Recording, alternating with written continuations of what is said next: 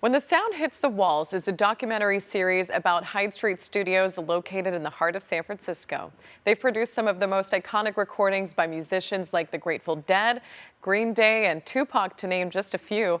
Today, joining me is Chris McGrew, who actually works at the studios and has participated in that series. Thanks so much for being here, Chris. A lot of history, to say the least, and it spans nearly 50 years. So 5 decades, I imagine it's a tough time to really narrow down those memories and try to highlight some of them. So what made it into the series? Well, thanks for having me. Well, we decided we wanted to do more than just tell a museum piece story. So we're going into detail about the thriving community that exists at the studio now and mixing it up with stories of the original artists that came through there and talking about how the records were made. And we're working on doing new things all the time, you know. So what kind of stories have you heard about the times when Grateful Dead were in there making music happen, really? And there are so many stories that get circulated around, but the one that I think comes to mind the most that I read is Jerry Garcia was down the hall while Crosby, Stills, Nash & Young were recording Teach Your Children in Studio C, and they weren't liking their solos, and they said, well, I heard Jerry Garcia's been playing pedal steel for a little while, why don't we bring him in? And that kind of thing of just bringing artists across the hall to come and record on your song has been happening since then, and it still happens now. There are 10 studios in the building, and we're all trading gear and working together on projects when we can. That's incredible. And so it's not just history. Tell me about today's talent that comes in. I've heard that Lil Nas X was somebody who most recently came through and recorded some of their music there. Yeah, Lil Nas X came through, and we had a One Republic recording that just went platinum that was done there recently as well. And George Clinton, I worked with George Clinton recently, and just did, in the last week, I've set up drums for Prairie Prince and Mike Clark. The Headhunters have been in there all week, actually. I imagine it's hard not to be starstruck. And what exactly do you do? Are you a recording engineer? I'm an engineer and producer and a drummer. Oh, wow. What don't you do, I should ask? Yeah. Yeah, it helps to have a broad skill set when working in the studio. A lot of people are multi-instrumentalists, or, you know, just we're all kind of need to do that. So what's the crew like? I imagine that it's tough to get in to work at Hyde Street Studios, given just what a landmark it truly is. Yeah, I guess it's just, you know, the people that end up working there are the ones that show up and keep coming back and really devote themselves to it. And it's, you know, running a studio isn't exactly a good idea, but if you feel compelled to do it, you do it. And that goes for, you know, everybody from the interns to the musicians. Everybody's, especially now, I think everybody's had a gut check on the thing. And if you're still doing music at this point, you kind of have to.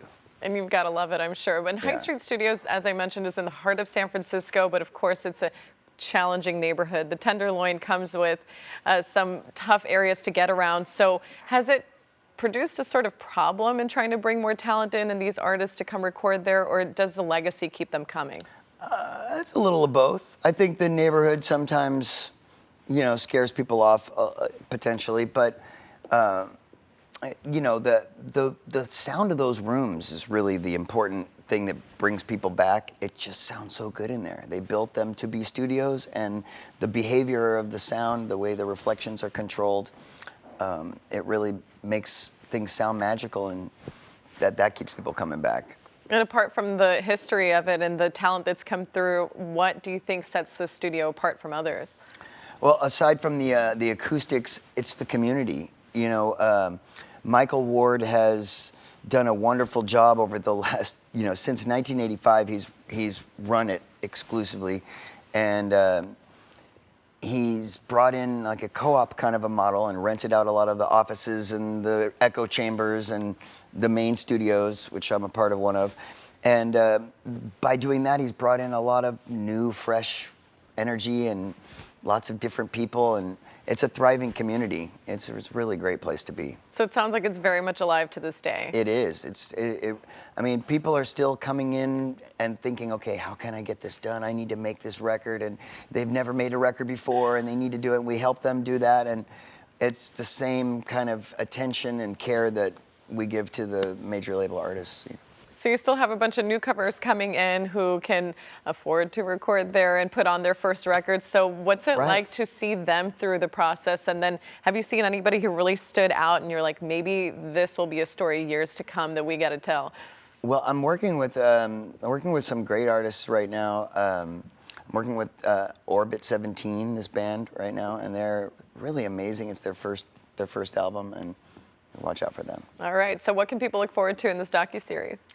Well, we're gonna have the luxury of breaking down the production and the changes in the industry, the changes in the technical side of the industry, and we're gonna be able to dive in deep and talk about how certain records were made with the people that worked on them when possible. And we're also gonna be bringing back legacy artists to make a new record in the studio, like we're doing this week with the Headhunters. We just had 4 days in the studio where we had all 3 studios going, making a new Headhunters album.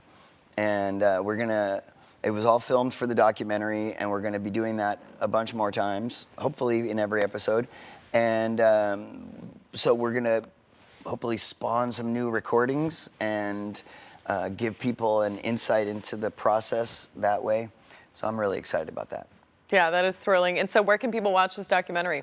Well, you can check us out at whenthesoundhits.com. That's our website, and we'll keep you posted on everything. And you can come to our fundraiser tonight at the Guild Theater. Ooh, have fun. Okay, is it open to the public? It is. Cool. Yep.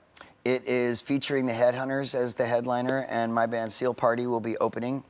And the show starts at 8 o'clock, doors at 7, and it's at the Guild Theater on El Camino Real. Very cool. Thank you so In much for the San Mateo. invite, and thank you so much for being here. Chris McGrew with Hyde Street Studios. We'll be right back.